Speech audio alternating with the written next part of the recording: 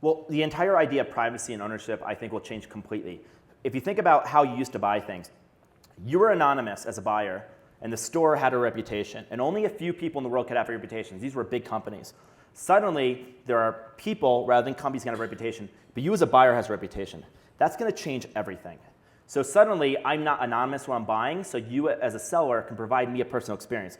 You know I like Bob Dylan, so when I go into a home or a hotel room, you can be playing that music. If I am a recovering alcoholic and I open the minibar and there's alcohol in it, that's like a sick joke. Like, why are you doing that as a hotel? And now you know that information, you shouldn't actually do that. I think there will be privacy in the future. There will be anonymity in the future.